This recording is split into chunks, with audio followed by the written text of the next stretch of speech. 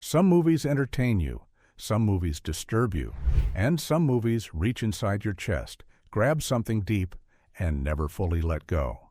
Marathon Man is that third kind. Released in 1976, this film contains what many people call the single most terrifying scene ever put on a movie screen, and it does not involve a monster, a ghost, or a single drop of supernatural horror.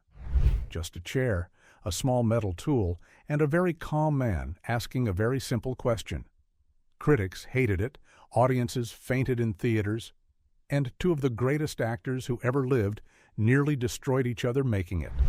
Let's dive in and discover 20 weird and amazing facts about Marathon Man. Number 20. A book that almost never became a movie. The story of Marathon Man did not start on a film set. It started in the mind of a man named William Goldman, sitting at a desk, writing words that he was not even sure anyone would want to read. Goldman was already a well-known writer in Hollywood. He had written scripts for big movies before. But Marathon Man was different. This one was personal. He wrote it as a novel first, not a screenplay.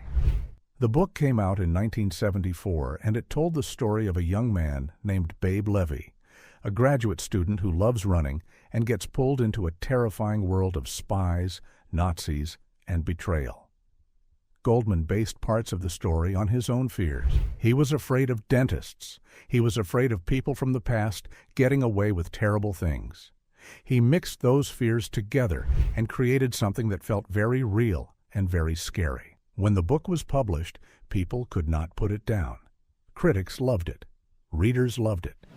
And very quickly, Hollywood came calling. Paramount Pictures bought the rights to turn it into a film. Goldman himself was hired to write the screenplay, which was unusual. Most of the time, studios hire a different writer to adapt a book. But Goldman knew his story better than anyone. He knew every corner of it, every dark room, every secret. So he sat down and turned his own novel into a script. It was not easy. A book can take its time. A movie cannot. He had to cut scenes he loved. He had to simplify things that were complicated. He had to make the story move fast, like a runner on a track. And he did. What started as a personal fear became a story that would terrify millions of people around the world. One man's nightmare became everyone's nightmare. Number 19. Dustin Hoffman was not the first choice. When you watch Marathon Man today, it is almost impossible to imagine anyone other than Dustin Hoffman playing Babe Levy. He fits the role perfectly. He looks like a student. He looks scared. He looks real. But here is the thing. He was not the studio's first idea. In the early days of planning the film, producers were thinking about younger, less established actors. They wanted someone fresh, someone unknown, someone the audience had never seen before, so they would believe completely that this person was just a regular student caught in a nightmare. Names were thrown around, meetings were held. But then director John Schlesinger stepped in and pushed for Hoffman. Schlesinger had worked with Hoffman before on a movie called Midnight Cowboy in 1969. He knew what Hoffman could do. He knew that Hoffman had a special quality, the ability to make you feel everything he was feeling without even trying. Hoffman was not a big, muscular movie star. He was small, nervous-looking, ordinary. And that was exactly right for Babe Levy. Babe was supposed to be a man who did not belong in a world of violence. He was supposed to look like someone who should be in a library, not running for his life through the streets of New York. Hoffman brought something else, too. He brought obsession. He was known for preparing deeply for every role. He would study. He would practice. He would live inside the character. For Babe, he trained as a runner. He ran every day for weeks. He got thin and tired and fast. By the time cameras started rolling, he did not just look like a marathon runner. He moved like one. He breathed like one. And that made all the difference. Sometimes the best choice is the one nobody expected. Number 18. Laurence Olivier's simple question that shocked everyone. If Dustin Hoffman was the heart of Marathon Man, then Laurence Olivier was the ice in its veins. Olivier played Dr. Christian Sell, a former Nazi dentist who had escaped justice after World War II. He was cold, he was elegant, he was terrifying. And the way he and Hoffman worked together, or rather the way they clashed, became one of the most famous stories in Hollywood history. Hoffman was a method actor. Method acting means you do not just play the character. You become the character. You feel what the character feels. You live like the character lives. So to prepare for the scenes where Babe was supposed to be exhausted and terrified, Hoffman actually stayed awake for long stretches. He would come to set having barely slept, looking genuinely worn out, genuinely frightened. Olivier watched this. And then, in his calm and polished British way, he asked a simple question. He looked at Hoffman and said, "My dear boy, have you ever tried acting?"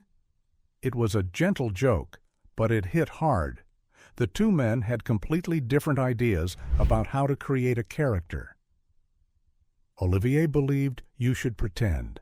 That was what acting was, pretending so well that it looked real. Hoffman believed you should actually feel it, that the camera could see the difference between pretending and truly feeling. Neither man was wrong. They were just coming from different worlds.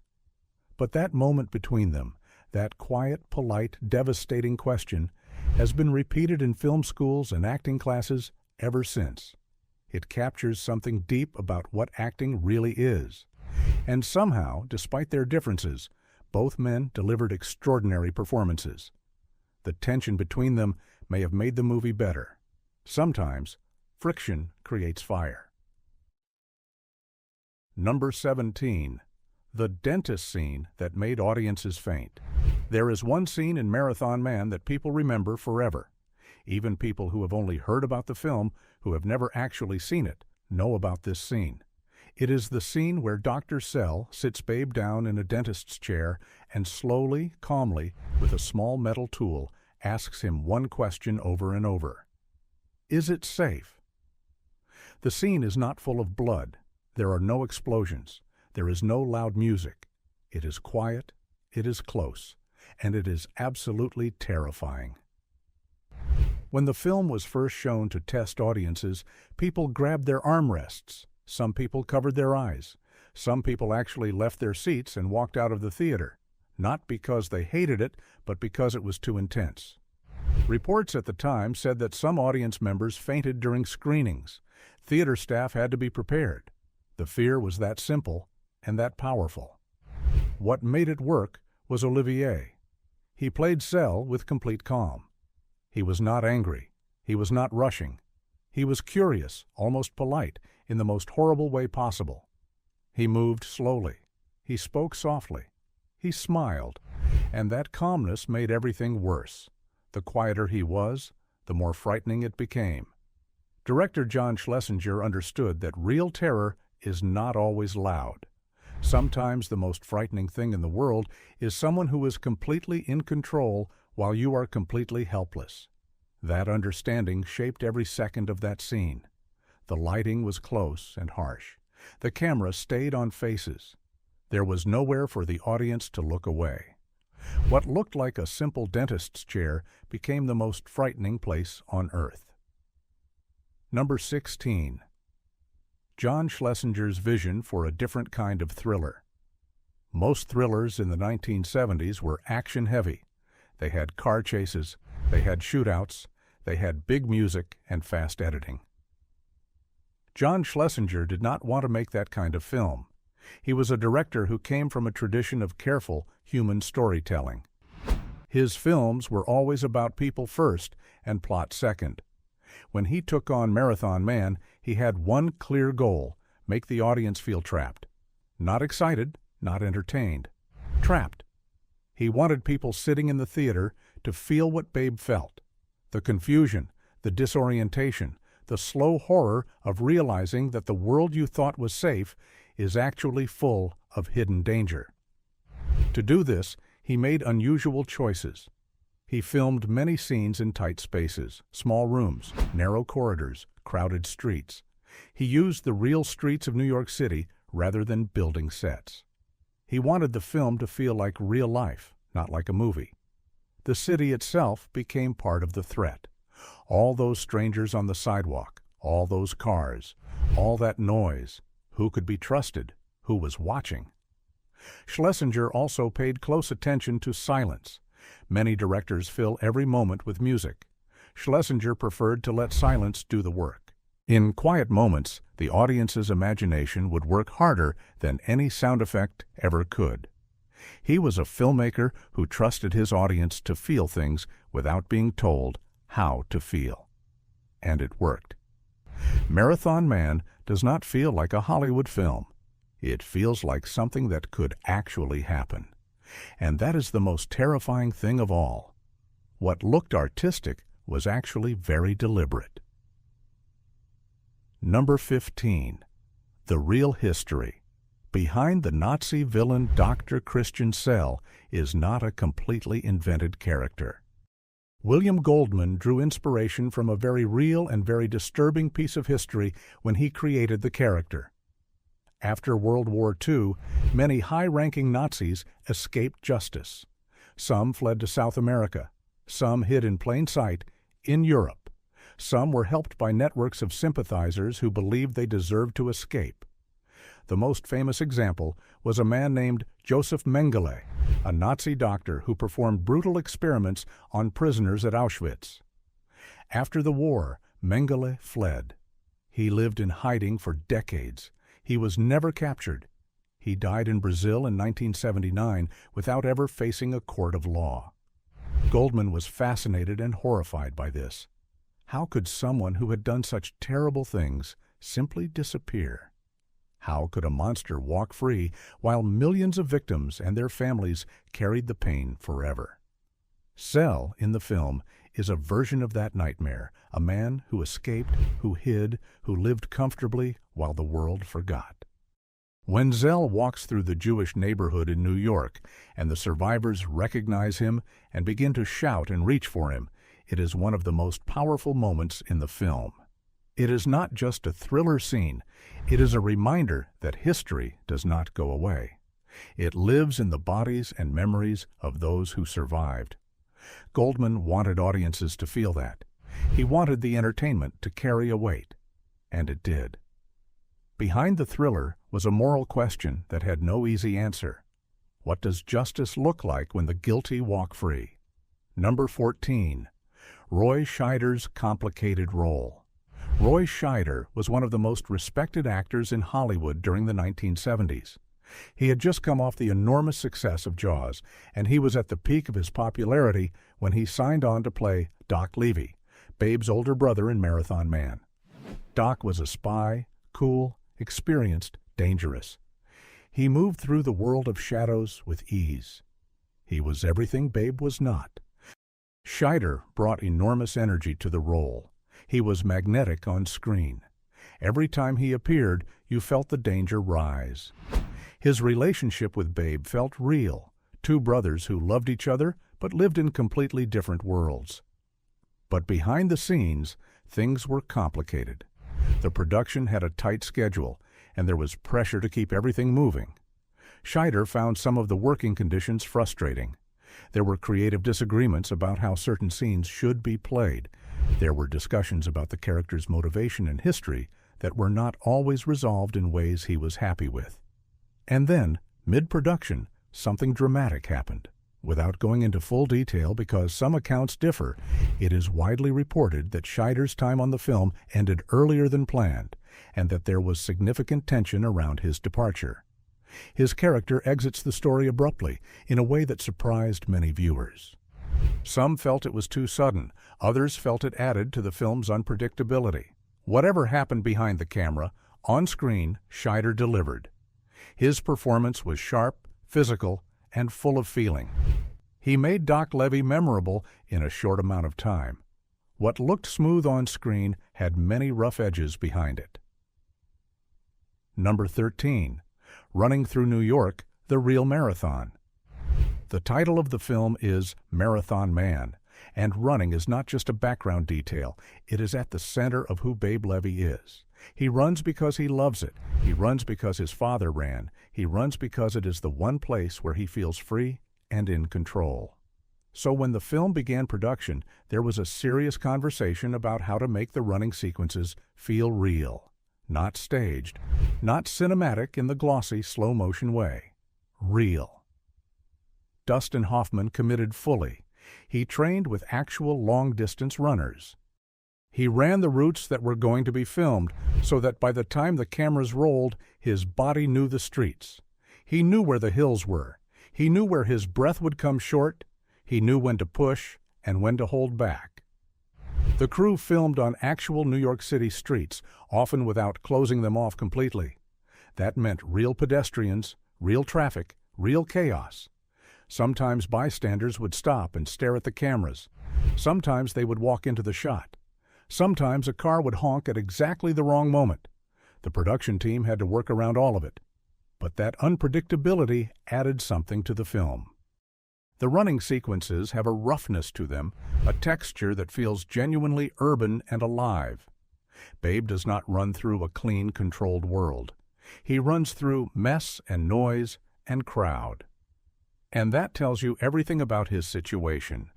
He is trying to stay in control in a world that refuses to be controlled. What looked like freedom was actually a man trying to outrun everything closing in on him. Number 12. The diamonds hidden in plain sight. One of the key plot elements in Marathon Man is diamonds. Zell has hidden a fortune in stolen diamonds, taken from Jewish victims during the war, and he has come back to New York to retrieve them. It is a detail that could easily feel like a simple movie MacGuffin, just an object to drive the plot.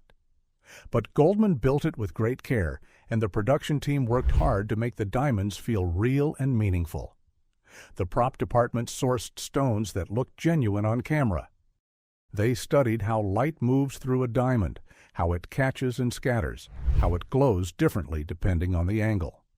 They tested different sizes, different cuts, different containers. They needed the audience to understand, in a single visual moment, that what Zell was protecting was worth killing for. But beyond the physical appearance, the diamonds carried emotional weight. These were not just gemstones. They were stolen property. They had been taken from people who were murdered. Zell's calm pleasure as he handled them was designed to be disturbing, a man enjoying his treasure while hiding the horror of where it came from. Olivier played those moments with extraordinary subtlety. He did not need dialogue to communicate Zell's attachment to the stones. The way he looked at them said everything. Goldman later reflected that the diamonds were always meant to be more than a plot device. They were meant to represent everything Zell had gotten away with. The fact that he still had them, still held them, was the real horror. Hidden treasure, stolen from the dead. What glittered on screen carried a much darker story beneath the surface. Number 11. William Goldman's personal fear of dentists. Writers often put their deepest fears into their stories. William Goldman was no exception. The most terrifying scene in Marathon Man, the one in the dentist's chair, did not come purely from research or imagination. It came from Goldman himself. Goldman had a genuine, serious fear of dentists. It was not a mild discomfort. It was the kind of fear that made his stomach tighten when he even thought about it. The smell of a dental office, the sound of the drill, the vulnerability of sitting back with your mouth open, completely at the mercy of someone else. He took that fear and he stretched it. He asked himself, what is the worst possible version of this experience? What if the person holding the tool did not care about your pain at all? What if they wanted you to hurt? What if the pain was the point? From that question came Zell. From that question came the chair, the tool, the soft, horrible question. Is it safe? Goldman was essentially writing his own nightmare and inviting the entire world to sit inside it, with him. When he saw the finished scene on screen, with Olivier performing it with such terrifying gentleness, Goldman reportedly said it was more frightening than even he had imagined. The scene went beyond his fear and became something universal. Because almost everyone has sat in a dentist's chair, almost everyone has felt that particular helplessness. Goldman took a personal terror and turned it into a shared one. One man's nightmare reached into millions of hearts. That is what great writing does. Number 10. Filming in Paris, a city of hidden danger. While much of Marathon Man was filmed in New York City, a significant portion of the story takes place in Paris and other locations outside America. The production team had to travel and film in multiple countries, which added enormous logistical complexity to an already challenging shoot. Paris sequences required coordination with French authorities, permissions for filming in specific streets and neighborhoods, and careful management of a cast and crew far from home. But the Paris scenes also gave the film something special, a sense that the world of spies and shadows was not limited to one city. The danger was global. It existed in beautiful, elegant places as well as gritty urban ones. The contrast between the beauty of Paris and the violence happening within it was deliberately unsettling. Schlesinger used the visual beauty of the city as a kind of trap. The more gorgeous something looked, the more dangerous it might be. There was one sequence filmed near the Seine River that caused particular difficulty. The light kept changing. The wind made audio recording nearly impossible. The crew spent far longer than planned getting the shots they needed, and tensions on set ran high. But the persistence paid off. The Paris footage gave the film an international quality, a sense of scale that made the conspiracy feel real and wide-reaching. It reminded audiences that the events of World War II did not stay in Europe. Their shadows spread everywhere, into every city, into every generation that came after. What looked like a beautiful city was hiding old and terrible secrets. Number 9. The sound design that got under your skin. A film about a man running should sound like feet on pavement, lungs working hard, the city buzzing around him. And Marathon Man does deliver that. But the sound design of the film goes much deeper than surface noise. The team working on sound for Marathon Man understood that audio is one of the most powerful tools for creating fear. They spent careful time building the soundscape of the dentist scene, for example, choosing exactly the right pitch for the dental tools, the right distance of sound, the right amount of silence between moments. The goal was not to be loud. The goal was to be precise. In the wrong hands, a dental instrument sounds clinical and forgettable. In the right hands, it sounds like the most frightening thing you have ever heard. The sound editors also worked carefully on Olivier's voice. His natural speaking voice was already extraordinary, deep, measured, beautifully controlled. But small adjustments in how his dialogue was recorded and mixed made it even more present, more intimate. When Zell spoke softly, you felt like he was whispering directly into your ear. That closeness was deeply uncomfortable. It made his words feel personal, inescapable. The music score was composed by Michael Small, who had a gift for building tension through minimal means. His work on Marathon Man used sparse instrumentation, simple phrases that repeated and shifted just slightly, creating a sense of unease that never quite resolved. The audience was never allowed to fully relax. The music kept them on the edge without ever pushing too hard. What you heard without realizing was doing more work than what you saw. Number 8. The Central Park sequences and what they cost. Central Park in New York City is one of the most recognizable places in the world. Millions of runners use it every single day. Families walk through it. Children play there. And in the middle of all that ordinary life, Babe Levy runs. He runs in the early morning when the park is still quiet and the light is soft. He runs as a form of meditation, as a way of connecting to his father's memory, as an act of hope. Filming in Central Park required permits, coordination, and a great deal of patience. The park is public space, and the production could not simply close it down. Real joggers continued their routes while cameras were rolling. Real dog walkers passed through. Real cyclists weaved around the crew. For many productions, this would be a nightmare. But for Marathon Man, it was a gift. The presence of real people going about their real lives made Babe feel like one of them. He was not a movie hero in a controlled environment. He was an ordinary person in a shared space. That authenticity was priceless. But it came at a cost. Shots took longer. Continuity was difficult to maintain. The light shifted constantly, and the cinematographer had to adapt on the fly. There were days when a perfect take was ruined by a bicycle bell or a child shout, but the team pushed through. And when you watch those running sequences today, you feel the park breathing around Babe. You feel the city living. You feel how fragile and ordinary and precious his freedom is before everything falls apart. What cost so much time gave the film its most honest moments. Number 7. Dustin Hoffman's method and its toll. By the time Marathon Man was being made, Dustin Hoffman was already legendary for his commitment to his roles. He had played a man aging over decades in Little Big Man. He had lived on the streets to prepare for Midnight Cowboy. He approached every character as a complete human being, not just a collection of lines and actions. For Babe Levy, Hoffman went deep. He studied marathon running. He trained consistently. He lost weight. He wanted to look like a man who ran because he needed to, not because he was playing a character who ran. But the physical preparation was only one part. The emotional preparation was even more intense. Babe Levy was a man who lost his father to a terrible injustice, who carried grief and anger and confusion. Hoffman did not simply pretend to feel those things. He worked to actually access them. He spent time thinking about loss.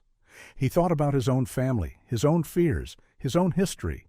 He brought all of it to the set every day. The toll was real. Colleagues noticed that Hoffman carried the weight of the character even between takes. He did not switch off easily. He stayed inside the emotional world of the film for weeks. That kind of commitment is extraordinary, but it is also exhausting. It can wear a person down in ways that are difficult to repair quickly. Hoffman later spoke about the demands that method acting places on a person and how the line between character and self can blur in uncomfortable ways. What he gave to the screen cost him something real. That wasn't just acting. It was living inside someone else's pain. Number 6. The film's connection to the post-Watergate-era Marathon Man arrived in 1976, and that year matters. America was in a very particular mood. 2 years earlier, President Richard Nixon had resigned in disgrace following the Watergate scandal, a story of government lying, secret operations, and betrayal of public trust. Americans were shaken. They had discovered that people in power were not always honest, that institutions they had trusted could be corrupt, that the world behind the official story was often darker and more complicated than they had been told. Marathon Man landed directly into that anxiety. It was a film about hidden agendas, about government agencies doing terrible things in the dark, about ordinary people being destroyed by forces they did not even know existed. Babe Levy was not a hero who set out to fight evil. He was a student who did nothing wrong and was pulled into horror anyway. That felt very familiar to American audiences in 1976. The idea that you could simply be going about your life, doing nothing wrong, and the machinery of power could reach down and crush you. That idea resonated deeply. Critics at the time noted the film's political undertones. They saw it as a reflection of national trauma. Schlesinger, who was British, brought an outsider's eye to American paranoia and American institutions.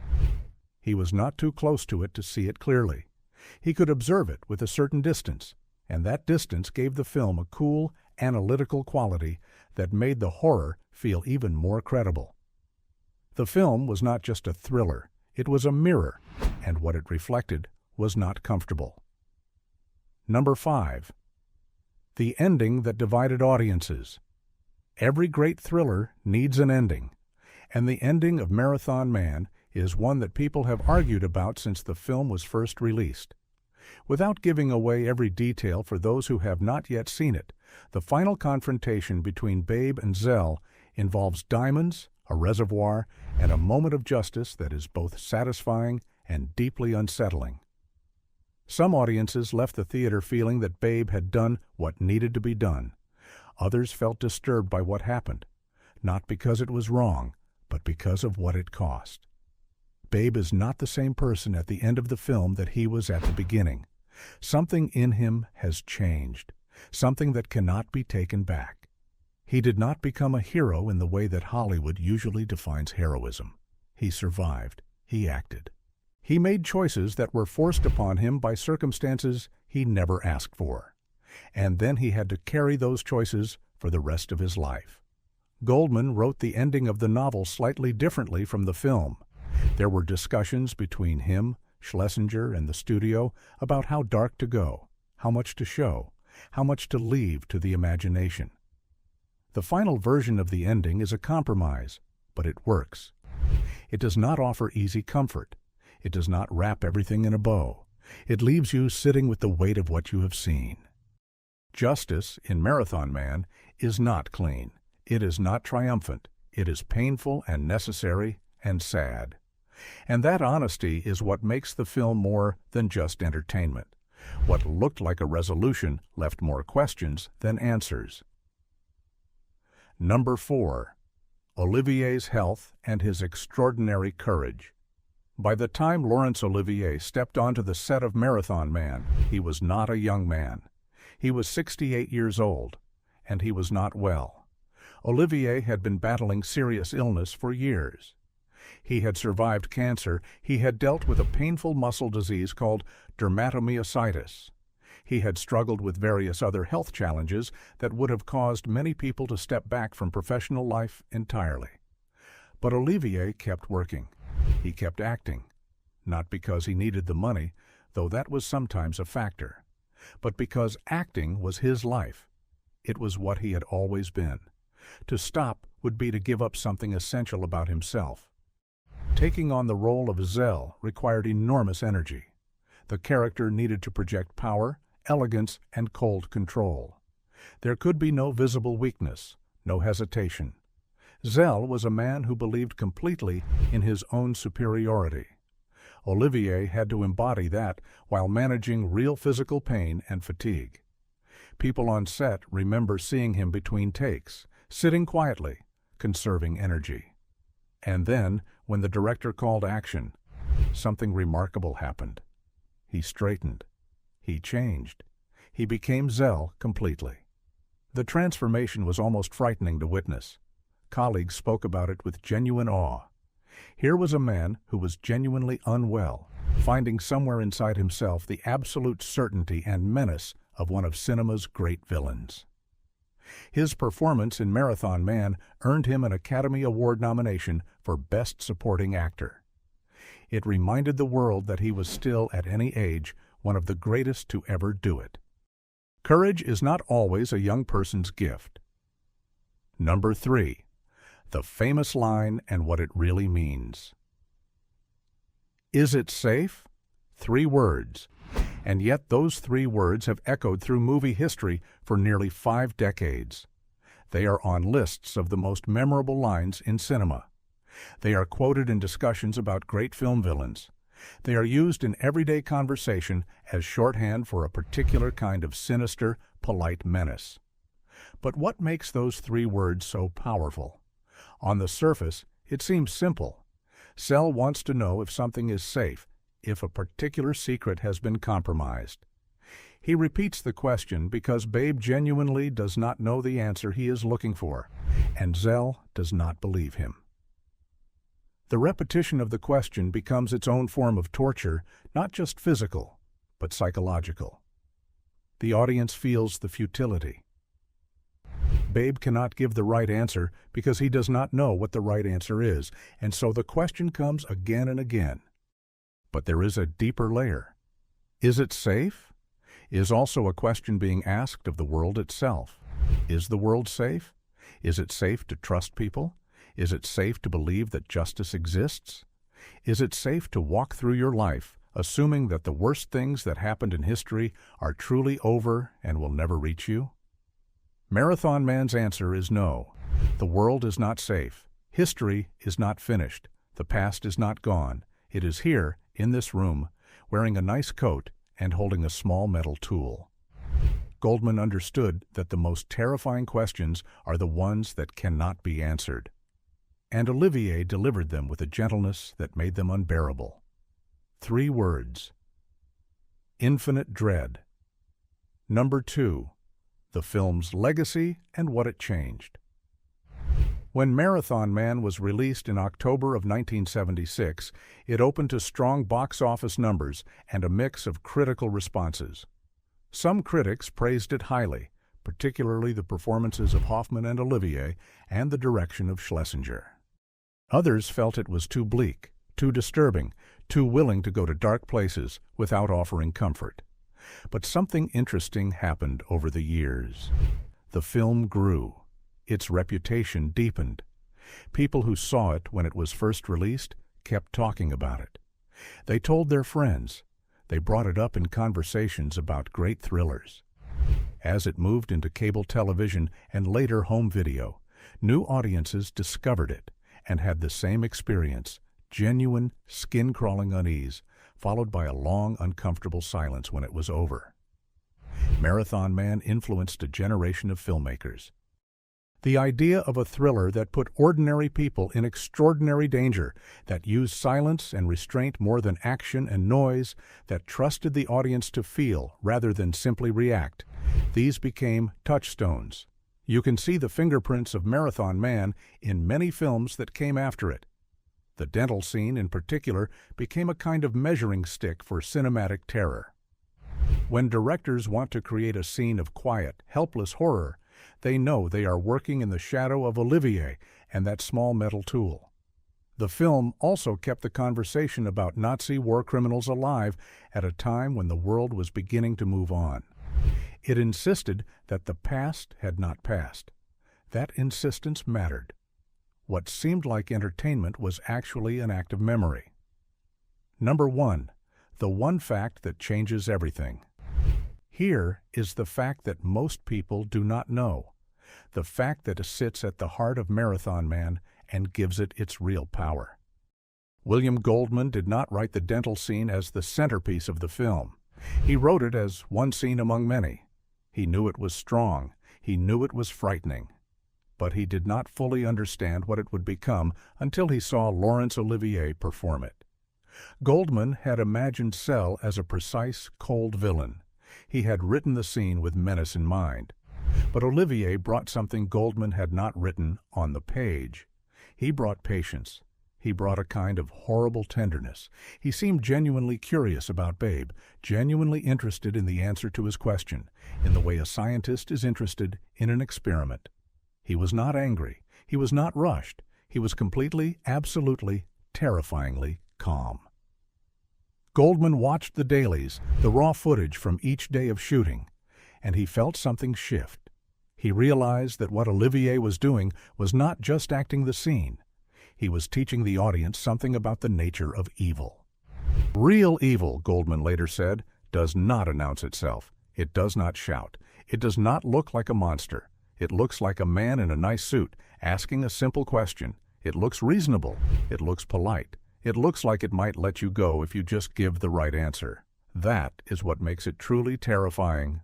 Olivier understood that instinctively, and Goldman, watching him work, felt the scene become something larger than he had created.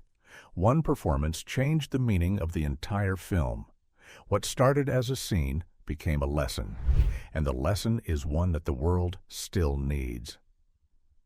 Bonus fact: the lost scene that told the whole story. There is a scene that was filmed for Marathon Man that almost no one has seen. It was cut before the film was finished, and it has never been officially released. Those who were present during its filming have described it as one of the most emotionally powerful sequences shot during the entire production. The scene involved Babe Levy visiting the grave of his father. In the film as released, Babe's father is a presence felt mostly through suggestion. We know that he was a man who ran, a man who was destroyed by the McCarthy-era communist witch hunts of the 1950s, a man who chose death over the humiliation of naming his friends and colleagues to government investigators. That history shapes Babe. It explains why he runs. It explains his distrust of authority. It explains the particular anger that lives just beneath his quiet student exterior. In the cutscene, Babe stood at the gravestone and spoke to his father. Not in a theatrical way, not a dramatic monologue, but quietly, simply. He talked about running. He talked about what it felt like to be in the park in the early morning when the light was just coming up and his legs were moving and his breath was steady, and for a few minutes, everything made sense. He talked about carrying his father's story, about not knowing what to do with all the things he had inherited, the grief, the anger, the unfinished business of injustice. Hoffman performed the scene in one take. The crew stood in silence. Schlesinger did not call cut for a long moment after Hoffman finished. The scene was cut because the film was running long and the studio wanted tightening. But those who saw it say it explained Babe more completely than anything that made it to the final cut. It showed you the root of him, the boy who grew up in the shadow of his father's courage and his father's destruction, trying to understand what it meant to be that man's son in a world that had already shown how cruel it could be. The scene is gone, but knowing it existed changes how you watch the film. Babe's running is not just exercise, it is not just character detail, it is an act of love. Every stride he takes is a conversation with a man who is no longer there. Every mile is a way of saying, I remember you, I am still here, I am still running. Old memories, new meaning. Marathon Man is many things. It is a thriller. It is a history lesson. It is a story about a young man discovering that the world is older and darker and more complicated than he ever imagined. But at its very deepest, it is a film about memory, about what we owe to the past, about the people who suffered and the ones who escaped, and the question, never fully answered, of what justice looks like when the world has moved on and only a few still remember. Dustin Hoffman gave us a man who was ordinary and frightened and real. Laurence Olivier gave us a villain who was elegant and calm and absolutely chilling. John Schlesinger gave us a film that trusted us to feel without being told what to feel. And William Goldman gave us a story rooted in personal fear that became universal truth. Every scene in this film was earned. Every choice was considered. Every second of discomfort was intentional. The filmmakers wanted you to sit in that chair with Babe. They wanted you to feel what he felt. They wanted you to ask the same question he could not answer. And they wanted you to carry it with you when you walked out of the theater and back into a world that is never as safe as we hope it is. These 20 facts and the secrets hiding behind them are a reminder that movies are not just entertainment. They are how we understand ourselves. They are how we remember. They are how we ask the questions that matter most. If you enjoyed these stories, subscribe for more. Every movie hides a truth, and we will keep uncovering them, one story at a time.